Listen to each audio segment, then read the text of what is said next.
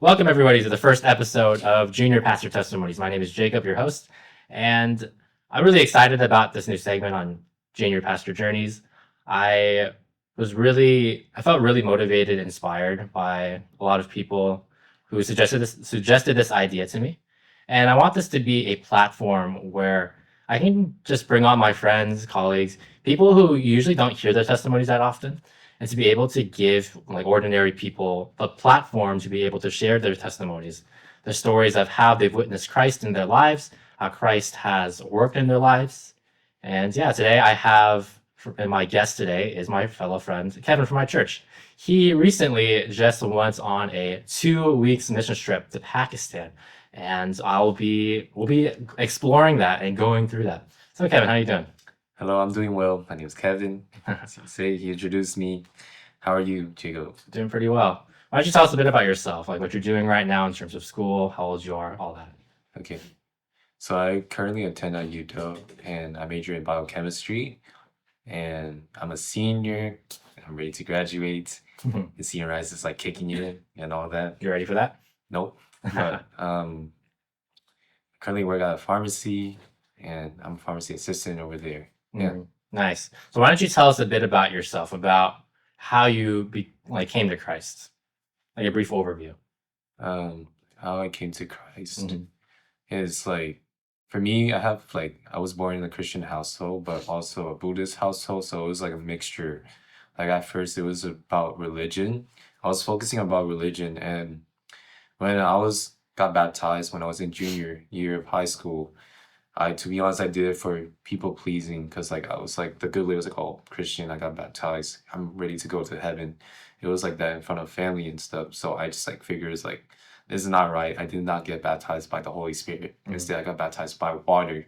Says that in Acts 1. And yeah, and then I was in a very dark path. I lost so much people in my life that especially I lost like my first girlfriend like from suicide and all that. And I was rebuking God. I was like, F you, God, and all that. Then during high school and all that, I lost a bunch of my gang member friends. And like, because for them, like street smart, they use for protection and stuff. And like, they just give me wisdom and all that. I was taking it and I was like hanging around with them and all that. And it just really hurts. I was just telling like, what are you doing this for and stuff. They say, oh, we do this for family. We were born like this. It's like a dark path. Like, no, I want to see you. This is dangerous and stuff. And like, as time passed by during high school is when they just got killed through gang violence and I was hurt and I was like rebuking God. I was like, God, take me instead. I'm someone who's like evil and all that. Why are you guys taking him? Why are you taking them? And so and I was hurt and all that. And then fast forward, my friend over here, Jacob, like he conducted Bible study during the pandemic when I just deleted all social media apps and all that. I was focusing on reading the word. And that time had a spiritual high and Jacob conducted Bible study over Zoom and in person. And that really like grew my faith more and my relationship with God and all that. Then fast forward to my sophomore year of college, is when I heard my brother Jacob switch his career path to a pastor. And so and he said like he prayed for this opportunity to preach the gospel to the end of his life and all that. That really encouraged my faith and stuff. And I said like, well, you have been doing like getting plugged into communities and stuff. And he said that he attended a Christian fellowship at UW called AIB. He said come to this small group that has my friends Julia and Andrew like come over there, and he plugged me in. And this was after Mark camp, which is where they study 5 days of like Bible study about Mark 1 and all that. And when I came, they just welcomed me with like hospitality. Like my friend, brother, like me, it was like side eyeing. He's like oh welcome and stuff, and like sat down, fed me with food and stuff. And that's when they shared their testimonies about what grace they received from our camp. And that really like moved me because like they were all so comfortable sharing about some of the darkest moments of their lives and how God like saved them and stuff. And that's the beauty of, I saw so much joy about testimonies, and that really moved me. I was like, when can I sign up about this? Like, I'm ready to like be committed to this small group. And I just started attending the small group for consistently and stuff to the point when I hit my 21st birthday is when my prideful self just like came back and stuff. And that's the point where I started doing tons of bad stuff. I got into a relationship where I thought this woman was fitted for me, but I decided to lie behind her back and stuff. And I decided to hang out with other women and all that. While then she found out, then I was basically a danger to anyone around me, because during that time I was a street pharmacist. I just called up vigilantes, that the people of the friends that I met and stuff, and that's when I aligned with them. And that's when they came and I told them like what to do and stuff, while I just like be in the back in the room alone and just tell them what to do, like facilitate for them and all that. And as they go into stuff, and like it's to the point where it's so bad that to the point one of the partners in my organization killed one of my partners, and then I was very pissed about that. That partner that was killed was very good at his position. So I came to the partner that killed him and confronted him at his apartment. And when he opened the door, I was wearing my glasses at that time. Then he sucker punched me. Then I have a scar right here, the nose piece and stuff. And I was very concussed. And he pulled me into his apartment, locked the door. Then he pulled out his knife. He's like, "You ready to die?" And all that. Then he came lunging at me. Then he tried to stab my heart. And I dodged, and he sliced, gave a scar on my left bicep and stuff. Then I managed to hit his hand, grab the knife, then I stabbed him on the knee and stuff. Then I just kept stabbing, adrenaline like kicked in and stuff. Then I just suddenly laughed and all that. And I said like, "You better should run away," before I changed my mind. And I saw him limping just out of fear and stuff. Then I ran to my car, then I left and all that. And it was truly saddening about that. And that's when all my partners came to me and says like, "What should we do with him? Like, we put a tracking device. He's heading to Oregon and all that." It's like, to be honest, like he has no family and stuff. Like, I'll call the hit. You should kill him and all that. And they went and they did, and they told me about that. Then I was very like, did I really just do that? And I was very hurt. And I said like, I cannot do this no more. Like, I don't want to stop doing this. And so I should tell my loved ones.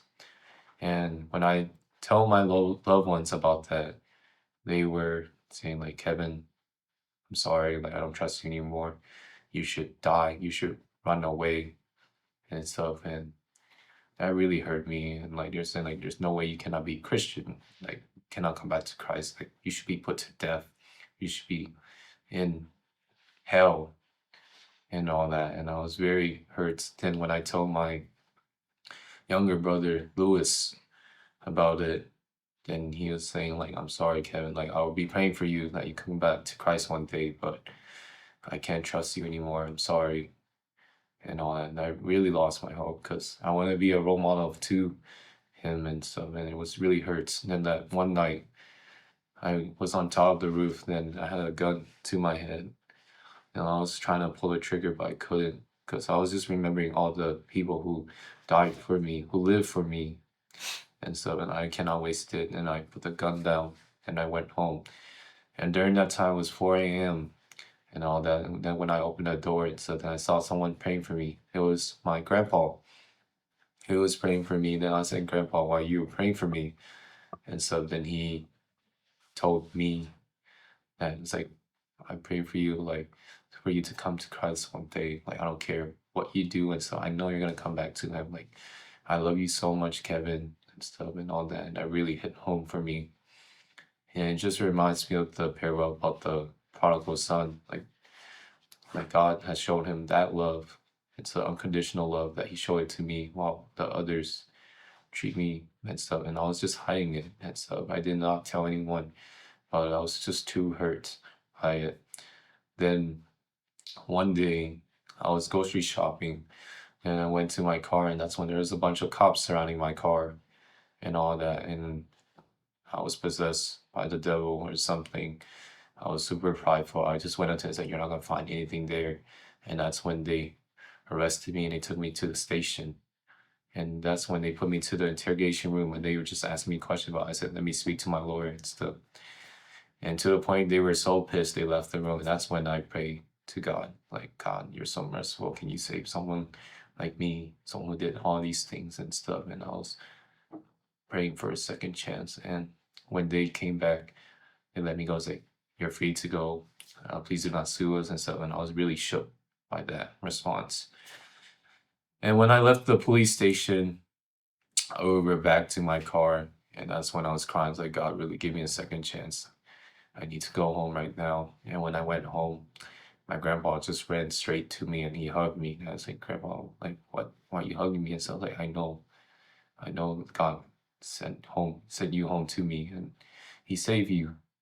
My prayers are answered, and that really hit home for me. And I was hugging and I was crying a lot and stuff. Then fast forward, in June is when after Sunday and stuff, it was every like a chill day and stuff, and my grandpa just suddenly became bedridden and stuff, and I started to see him like slowly dying and all that, and I was praying for healing during that time, and you're just smiling. And so it's like he's telling the fans like, "Oh, I'm in the good hands with the Lord right now. Like I'm gonna be in heaven. I'm gonna be taken care of." You know, it's just praying for healing. Like, don't leave me. Don't leave me. Don't leave me. You know, it just so hurts. By it. And then passed away. Then that moment, I did a complete 180. I attended his funeral and like seeing his memoirs, like shows how he's a man of faith. Like he's a spiritual rock. His goal was to be a spiritual rock to everyone. And especially like his testimony is truly a man of faith. Yeah. And I just been asking like AIB and my brother at AIB, that small group, Isaac, gave me a devotional book called To My Almost High. And I just been reading it ever since. And each and every way, it's like God's will, it just like hits me like a rock. Even though some days I do not read it, it hits and all that. And I've just been getting plugged into small group in 2024. Me and Jessica small group, and like they just like family, and they didn't judge me and stuff. They just kept me accountable. And there's outside of that's my church, my other loved ones too that kept me in check. Yeah. Then I explored more, and then I saw my brother Jacob was taking BS and all that, and he took me to WCF large group, and I asked like, where was he? So he took like a dip, and so I was like there alone and stuff, and I received so much grace from the worship from WCF. That large group is so beautiful, so loving. Like the message really struck to me. Yeah. Then when he came, it's like, oh, I'm gonna go on a missionary trip to Turkey and stuff. Then I was like, so scared and worried about him. And so I'll be praying for you, but also encouraged by his testament, his faith, and all that. Then when he came back, he's safe and sound. I was like praying to God, like, bless your word, that he is here, you brought him here and stuff. Then when he shared his testimony, I felt so much convicted. I was like, sign me up, Lord, and stuff. And I was making excuses, saying like, oh, I'm taking 4 classes during fall quarters and stuff, and I like had to pay for the tuition and stuff. And God delivered. When I prayed, like my tuition is fully paid off through financial aid. It's truly a blessing, and I had no excuses. I'm gonna take BS. Yeah. Nice. It's a very beautiful testimony you have. And how long would you say you've been a Christian for now? Christian, I'd say like truly committed. This fall. This fall. Okay. And then, but you would say that you've been I guess going to church but not a Christian for most of your life? Most of your life. Yeah, I was very lukewarm. Mm. I was like 99% towards the world and 1% like towards God. I was like picking and choosing the scriptures and the commandments and stuff Sure. to like my will, which is not right. It was very selfish. It's now great that you're in the Lord now. And this is a great segue into the main part of this interview.